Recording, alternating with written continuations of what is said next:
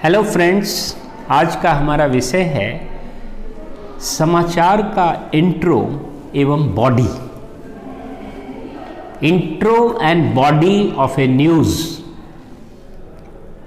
देखिए, इंट्रो शब्द क्या है, सबसे पहले हम इसको जानेंगे। इंट्रो शब्द इंट्रोडक्शन शब्द से बना है, जिसका अर्थ होता है परिचय, प्रथम अंतरा, प्रथम पैरा।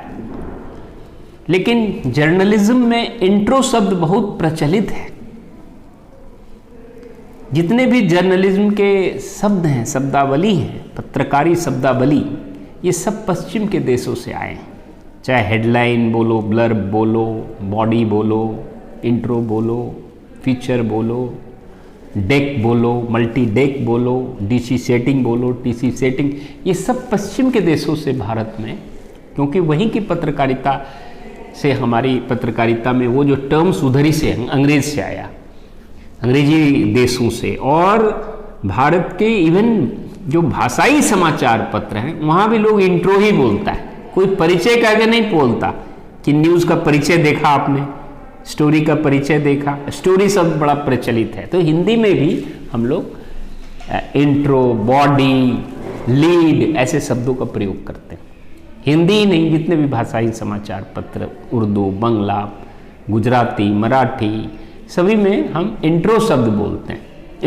इंट्रो का मतलब परिचय, प्रथम पैराग्राफ, प्रथम अंतरा। और इंट्रो और लीड एक शब्द होता है, उसको कई लोग इसका एक दूसरे का पर्याय मानते हैं। इंट्रो और लीड एक दूसरे का पर्याय है, जबकि दोनों में सूक्ष्मांतर भी है। मैंने अपनी पिछली वीडियो में भी बताया था कि इंट्रो और लीड में कुछ सूक्ष्मांतर है, हेयरलाइन डिफरेंस।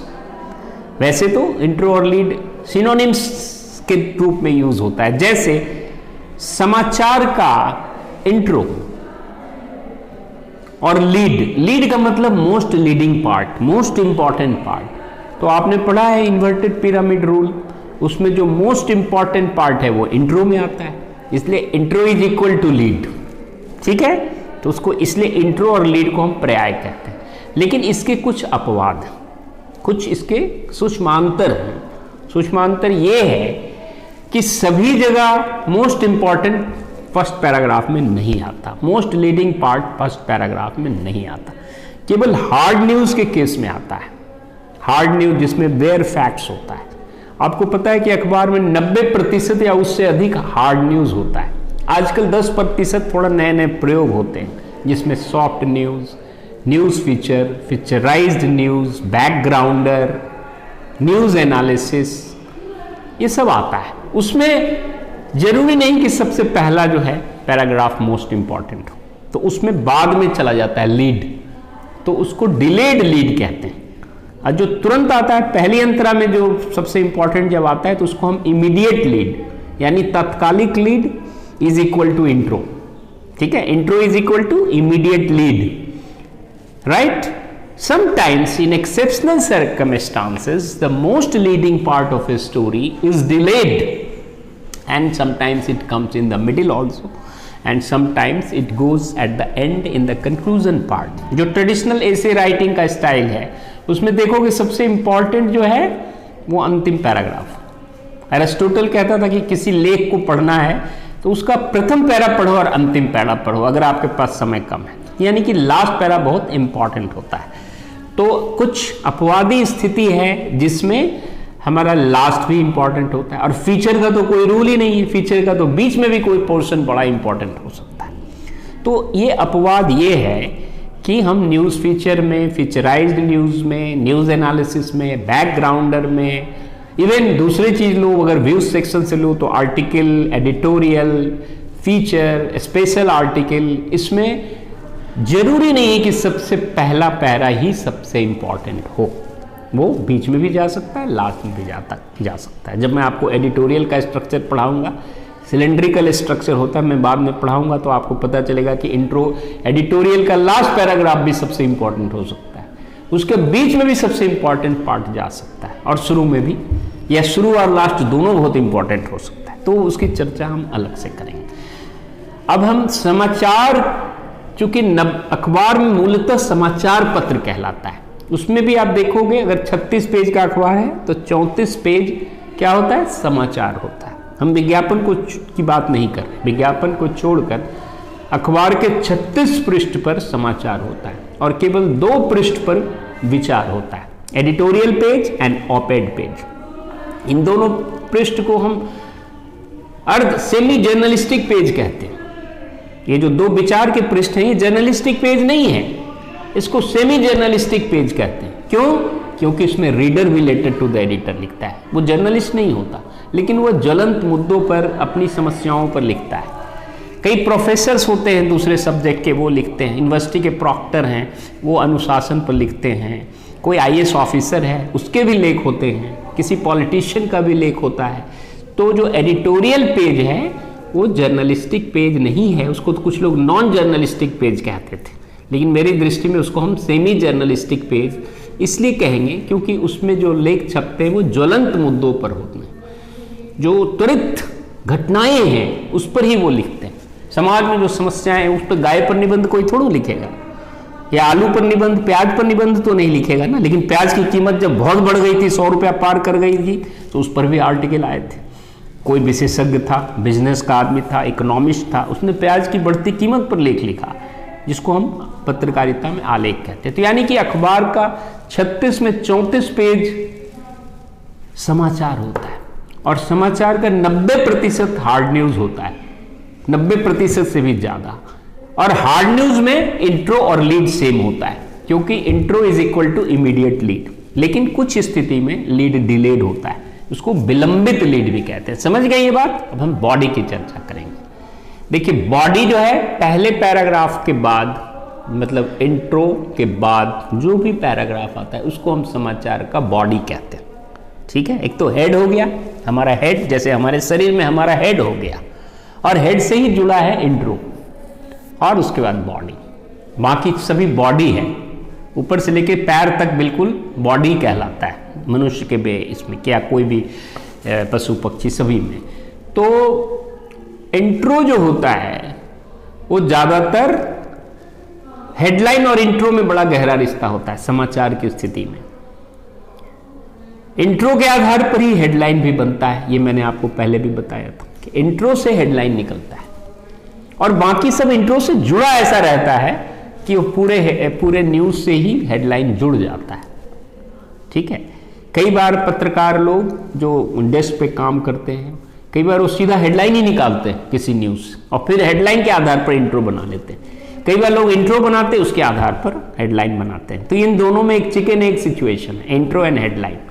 कुछ पत्रकारों को मैंने देखा है, वो सीधा पूरा स्टोरी पढ़ते हैं और एक अच्छी हेडलाइन निकालते हैं, सबसे कीवर्ड्स को लेके हेडलाइन खींच दिया, हेडलाइन बन गया तो उससे 3-4 लाइन की इंट्रो बन गई। तो ठीक है, तो कोई पहले हेडलाइन ही बना लेता है, कोई पहले इंट्रो ही बना लेता है। यानी ये दोनों प्रक्रिया साथ साथ होती है जहां तक हार्ड न्यूज का सवाल है, और इसलिए इंट्रो और हेडलाइन बड़ा गहरा रिश्ता है। ठीक है, दूसरे चीज में एडिटोरियल में, फीचर में हम पूरा पढ़ते हैं, फिर उससे बढ़िया हेडलाइन, क्रिएटिव हेडलाइन बनाते हैं। लेकिन न्यूज में कई बार जल्दी जल्दी में मैकेनिकल हेडलाइन बनाना, तो इंट्रो और हेडलाइन इनका बड़ा गहरा रिश्ता है, और दोनों साथ साथ भी कई बार लोग बनाते हैं। ठीक है, लेकिन कहने का मतलब ये हुआ कि हार्ड न्यूज जिसकी मात्रा सर्वाधिक होती है समाचार पत्र में, उसमें इंट्रो के आधार पर ही हेडलाइन बनता है। तो दोनों का बड़ा ही अन्योन्याश्रय संबंध है, बड़ा ही अंतरतम संबंध है। इंट्रो और हेडलाइन एक दूसरे पर आश्रित है, और बाकी पैरा इंट्रो से जुड़ा है। तो पूरा समाचार एक प्रकार से आपस में जुड़ा हुआ है, एक उसमें कोहेशन होता है। इंट्रो में हम लोग 5W देते हैं। ठीक है, आपने पढ़ा होगा 5W and 1H। आजकल 6W भी आ गया, whom, 5W, who, what, when, where, why। ठीक है, और एक हाउ होता है। तो बॉडी में हाउ चला जाता है। इंट्रो में 5W या 6W कब जरूरत पड़ता है वो मैं बताऊंगा आपको। 5 या 6W इंट्रो में आता है, और उसके बाद उसका वो कैसे हुआ, हाउ का मतलब why with explanation, reason with explanation. तो एक्सप्लेनेशन पूरे बॉडी में चला जाता है। क्या आपने बढ़िया सा धांसू इंट्रो बना दिया, हेडलाइन बना दिया, और उसका विस्तार जो कर रहे हैं वही बॉडी, मतलब आपके सिर का ही विस्तार आपका बॉडी। ठीक है, तो बॉडी को आपने विस्तृत कर दिया। तो हाउ ये चला जाता है बॉडी में, कैसे घटना घटी उसका पूरा वर्णन किया जाएगा। मान लो एक ट्रक और बस में भिड़ंत हो गई, तो पहले इंट्रो में आ जाएगा कि ट्रक और बस में भिड़ंत से 5 लोगों की मौत और 2 गंभीर रूप से घायल, सबसे पहले आएगा।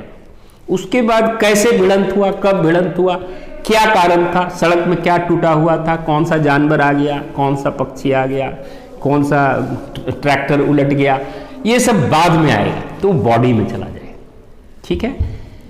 अच्छा, अब एक मॉडर्न इंट्रो आ गया। पहले था कि हम लोग शुरू में उसको सारे 5 W 6 W को एक साथ पहली अंतरा में डाल देते थे, उसको कहते थे इंट्रो या लीड। लेकिन अब मॉडर्न इंट्रो या मॉडर्न लीड कहते हैं उसको, मॉडर्न लीड जो है वो चेंज हो गया। ट्रेडिशनल लीड में क्या होता था कि हम 5 W पहले पैराग्राफ में या 6 W पहले पैराग्राफ में डाल देते थे, लेकिन उससे बाद में ये महसूस किया जाने लगा कि स्टोरी बहुत ओवर क्राउडेड है, पहला पैराग्राफ इतना बड़ा बन गया पूरा 200 शब्दों का, तो पाठक को थोड़ा अच्छा नहीं लगा। तो ये 5 W के बीच भी आपस में कंपटीशन हो गया, ये 5 W में किसको सबसे ऊपर रख। तो फिर नए प्रकार के लीड का सृजन हुआ, जिसको कहते हैं what lead, how lead, when lead, where lead, है ना। इस तरह से लीड या इंट्रो का तैयारी हुआ। तो सबसे पहले व्हाट, किसी में आप देखोगे सबसे पहले व्हाट इंट्रो कर देते हैं या व्हाट लीड कर देते हैं। ठीक है। व्हाट डिड ही से, किसी का स्पीच है तो आप उसके स्पीच में सबसे पहले ये नहीं बोलते कि फलाना विश्वविद्यालय के फलाना प्रोफेसर ने ऐसा ऐसा कहा। सबसे पहले उसकी जो बात जिसमें अधिक से अधिक समाचार मूल्य है उसको सबसे पहले ऊपर लिख देते हैं, उसके बाद उसका नाम लिखते। तो ये हो गया व्हाट लीड, हु लीड नहीं हुआ। लेकिन अभी प्रधानमंत्री ने कहा तो हु को आप ज्यादा इंपॉर्टेंस दे देते हो। राष्ट्रपति और प्रधानमंत्री के केस में कई अखबारों में पहले प्रधानमंत्री का नाम आता है, या राष्ट्रपति हैं तो राष्ट्रपति का आएगा। ठीक है। बाकियों के केस में वो क्या करते हैं कि व्हाट को ऊपर कर देते हैं, हु को नीचे कर देते हैं। ठीक है। कभी कभी हु का इंपॉर्टेंस दूसरी घटना में होता है। अगर दूसरे प्रकार का कोई न्यूज है, मान लो कि गवर्नर्स डॉटर किडनैप्ड, तो who is important, who was kidnapped, तो हु लीड होगा। लेकिन सामान्यतः स्पीच रिपोर्टिंग में आजकल हम लोग व्हाट लीड देते हैं, व्हाट डिड ही से, चाहे वो प्रोफेसर हो, चाहे मिनिस्टर हो, चाहे वो IAS ऑफिसर हो, उनका नाम सेकंड पैराग्राफ में जाता है। ठीक है। तो ये 5 W को भी हमने 2 पैराग्राफ में बांट दिया, या 6 W को हमने 2 पैराग्राफ में थोड़ा स्प्रेड कर दिया। ठीक है। ठीक है ना। जैसे the planning should be started from below, it will be more democratic in nature, it will be participatory, so it will be very convenient as far as the implementational issues are concerned. Professor of Jawaharlal Nehru University, who is a well-known economist, said this. तो आपने उसके विचार को सबसे पहले कर दिया। दूसरे पैराग्राफ कहते हैं कि professor XYZ, head of the Department of Economics, Jawaharlal Nehru University, said this while inaugurating a seminar at India International Center here today। तो आपके 5 W दूसरे पैराग्राफ में 4 W चले गए। ठीक है। तो अब स्प्रेड किया गया इंट्रो को या लीड को। तो इसलिए मॉडर्न इंट्रो और modern lead is slightly different than the traditional lead और ट्रेडिशनल इंट्रो। ठीक है। तो 2 पैराग्राफ आप मान लीजिए कि हम इंट्रो को दे रहे थे। ऐसे तो पहले पैरा को ही इंट्रो कहते हैं, लेकिन इंट्रो का विस्तार कभी कभी दूसरे पैरा में भी चला जाता है। तो दूसरा पैरा भी करीब करीब 5 Ws या 6 Ws को कवर करता है, और वाई भी पहले ही फर्स्ट इंट्रो में आता है, भाई थोड़ा सा या सेकेंड पैराग्राफ। हाउ जो है that is the explanation which comes in the body. Right. अब हमने पहले भी पढ़ा है कि समाचार में इन्वर्टेड पिरामिड रूल का अनुसरण होता है।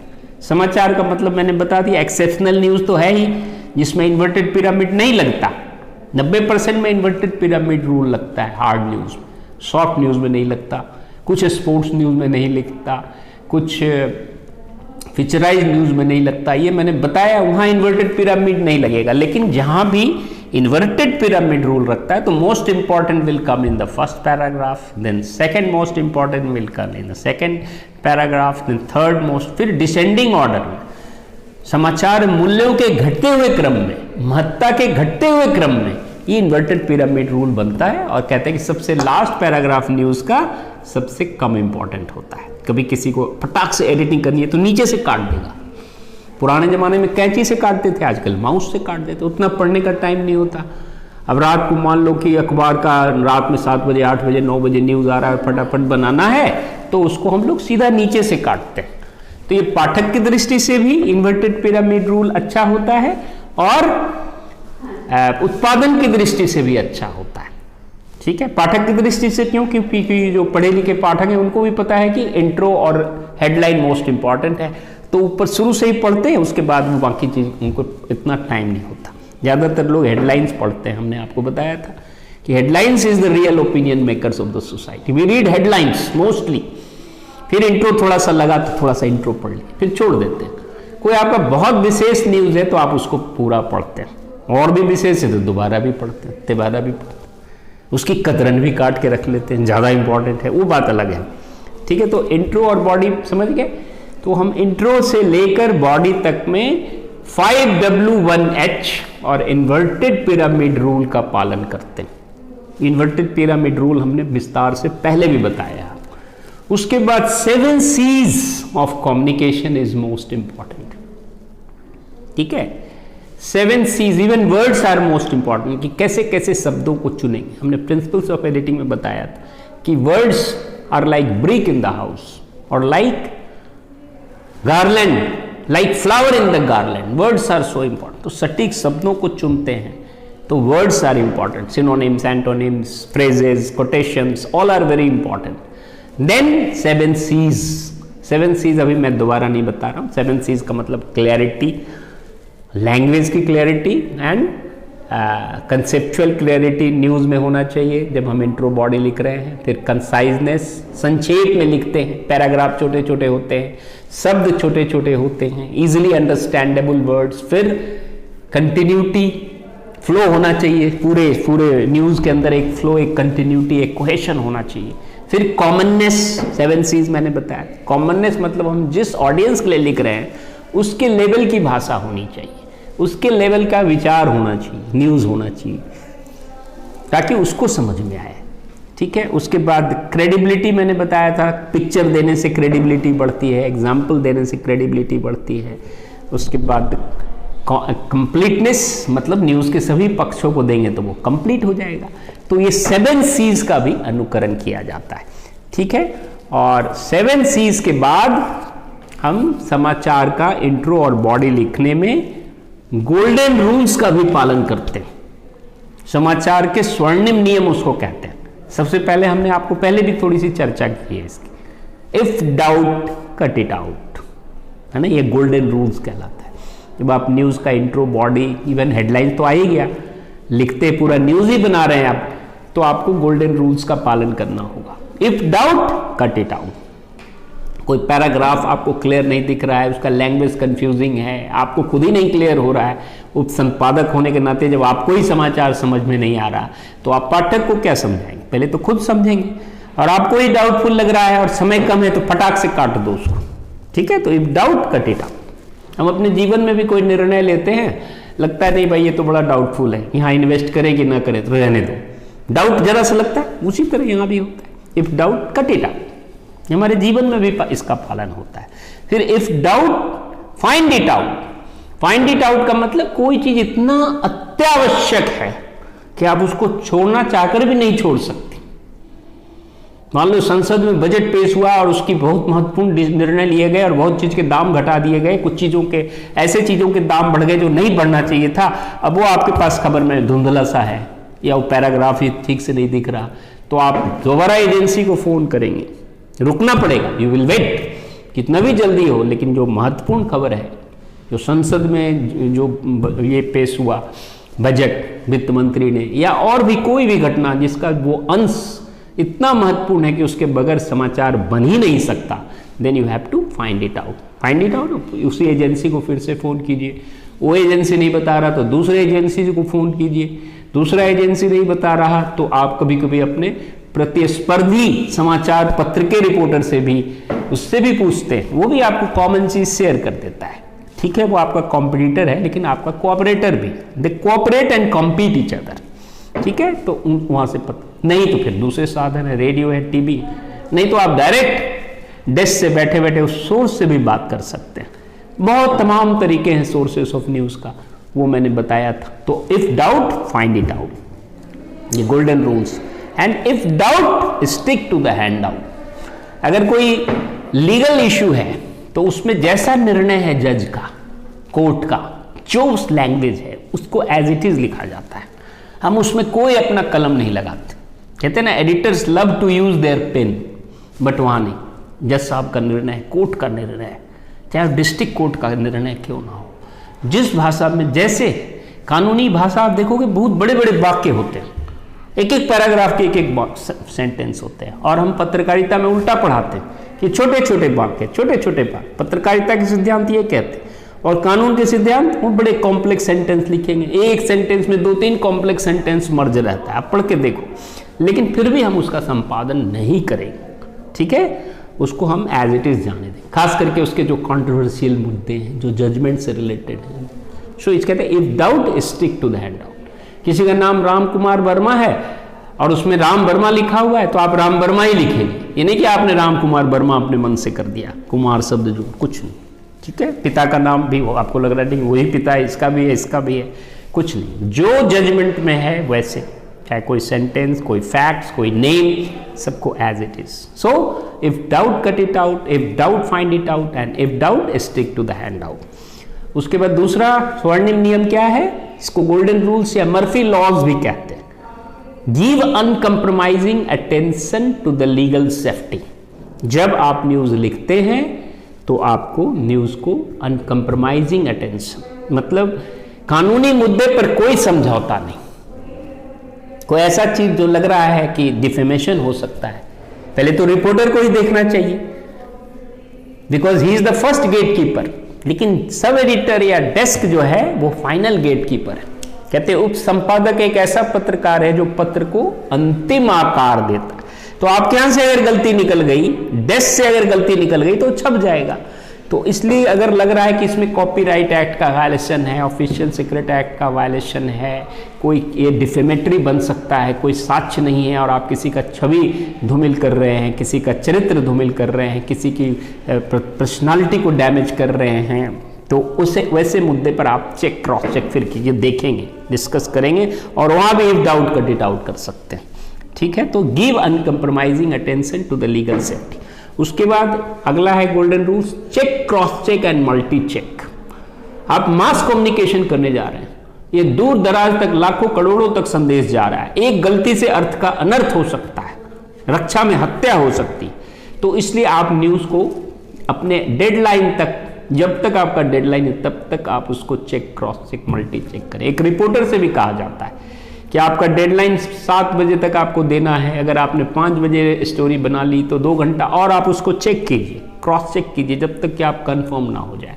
ठीक है, अब डेडलाइन के बाद भी कई बार चीजें पता नहीं चलती तो उसको छापा जाता है, फिर भी गलतियां होती है तो कॉरिजेंडम छपता है, नहीं तो फिर अखबार निकल ही नहीं सकता। तो कहीं ना कहीं पर तो साहस भी जुटाना पड़ता है। तो इसलिए check, cross check and multi check, और डेस्क को तो बहुत बारीकी से check, cross check and multi check करना होगा। ठीक है, डबल चेक करेगा वो। ठीक है, वाक्य को भी कई बार आपने एक जगह नोट लगा दिया, नोट नहीं लगना चाहिए था, पूरा भाव ही उलट गया। आई एम हैप्पी और आपने लिख दिया आई एम नॉट हैप्पी, एकदम उल्टा हो गया। वो गलती से एडिटिंग में नोट लग गया या नोट हट गया और नोट लगना चाहिए था, इतना सही, एक कोमा से गलती हो जाता है। इस सब हम लोगों ने पढ़ा है। So check, cross check and multi check. Then don't throw your readers to the dictionary, otherwise your readers will throw you out of your job. इतना कड़ा कड़ा शब्द मत लिखिए जो बहुत रेयर है, बिरले है, जो इजीली अंडरस्टैंडेबल नहीं है, जो सामान्य व्यक्ति से हटकर है, ऐसे शब्दों का प्रयोग नहीं कीजिए। नहीं तो आपका पाठक शब्दकोश नहीं ढूंढेगा, उसके पास इतना टाइम नहीं, आपको तो उसको बांधना है। you have to arrest the readers into the text and you have not to throw your readers to the dictionary, otherwise your readers will throw you out of your job. पाठक को आप शब्दकोश की ओर अगर ढकेलेंगे तो आपको आपके कार्य से ही ढकेल देगा, तो आपका मिशन फेल हो गया। उसके बाद डोंट बी आई स्पेशलिस्ट। आई शब्द का प्रयोग, ऐसे तो समाचार में अपने आप देखेंगे आई का प्रयोग कम से कम होता है, अगर किसी का कोटेशन है, स्टेटमेंट है तो वो बात अलग है, फिर भी हम आई का प्रयोग ये पूरे पत्रकारिता लेखन में ही आता है। Avoid I mean, I know, I understand, I feel, ये इसको अवॉइड करना चाहिए। उसके बाद कहते हैं there is nothing like a dull day for a news, there are only dull reporters and dull sub editors. अब आप न्यूज राइटिंग कर रहे हैं तो आप सब एडिटर हैं, अब आपके पास न्यूज नहीं है ऐसा आप कहते हैं अपने चीफ को, तो ये अच्छी बात नहीं। कुछ स्टॉक में न्यूज होता है, रिपोर्टर के पास भी होता है। मान लो आज कोई घटना नहीं घटी, आज फेस्टिवल है, दिवाली का दिन है मान लो, तो दिवाली के अलावा कुछ भी नहीं हुआ, तो आपके पास कुछ स्टॉक में कुछ स्टोरी होना चाहिए। अगर आप अच्छे रिपोर्टर हैं, कुछ ऐसे सदाबहार कोई घटना है जो कभी भी छप सकता है, वो एक अच्छा रिपोर्टर अपने पास रखता है, या सब एडिटर भी कोई व्यवस्था करता है, डेस्क भी कोई ना कोई व्यवस्था करता है, अगर वो इंटेलिजेंट है, तेज है। नहीं तो उसको डल कहा जाता है ना। किसी ने कोटेशन बनाने वाले ने इसको डल कहा है कि there is nothing like a dull day for a news, there are only dull reporters and dull sub editors. उसके बाद एक अगला गोल्डन रूल है, headline is to a sub editor what deadline is to a reporter.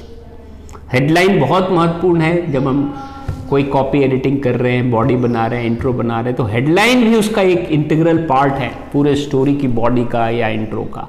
तो headline sub editor के लिए बहुत important है, क्योंकि ज़्यादातर लोग हेडलाइन ही पढ़ते हैं, इसलिए शीर्षक को ही जनमत निर्माता कहते हैं। Headline is the real opinion makers of the society और द रीडर्स, इसलिए हम headline is to a sub editor what deadline is to a reporter. उसके बाद कहते हैं there should not be head cut instead of hair cut. मतलब छोटा करने का मतलब ये भी नहीं है कि किसी स्टोरी की आप सार को मार दें, उसके एसेंस की हत्या हो जाए, ऐसा नहीं होना चाहिए। You should not skeletonize a story to the extent that its gist is killed, its essence is killed. You have to shorten a story, maintaining the soul of the story. ठीक है ना, हम इतना बड़ा ना कर दे स्टोरी को कि वो बोरिंग हो जाए। Don't elaborate a story so that it becomes dull and dismal. And don't shorten it to the extent that it becomes, it loses its essence, it loses its gist, उसके सार को। तो ये एक बैलेंस करना होता है, इसलिए ये बड़ा महत्वपूर्ण गोल्डन रूल है कि there should not be head cut instead of hair cut। कोई सैलून में गया बाल कटवाने, और बाल काटने के बजाय उसका सर ही काट दे, जरा सब कैंची लगा देगा गर्दन में तो आप हंगामा खड़ा कर दोगे, बर्दाश्त ही नहीं करोगे। और सर ही कट गया तो फिर सोच लो, रक्षा में हत्या हो गया, सारा गुड़ गोबर हो जाएगा। उसके बाद पहले भी थोड़ा सा जिक्र किया कि give importance to the accuracy of the words, as words are like brick in the house and words are like flower in the garland. तो इस तरह से मैंने आपको आज इंट्रो और बॉडी, समाचार का इंट्रो कैसे लिखते हैं, समाचार का बॉडी कैसे लिखते हैं, इसके कुछ सैद्धांतिक पक्षों से अवगत कराया। बाद में जब आप इसका अभ्यास करेंगे तो चीज़ें आपको और भी स्पष्ट हो जाएगी। तब तक के लिए यदि आपके मन में कोई प्रश्न है, कोई शंका है, कोई विरोधाभास है, किसी प्रकार का कोई विचार व्यक्त करना है, तो आप बेहिचक निसंकोच अपने प्रश्न रख सकते हैं, अपने विचार प्रकट कर सकते हैं। तब तक के लिए इजाज़त।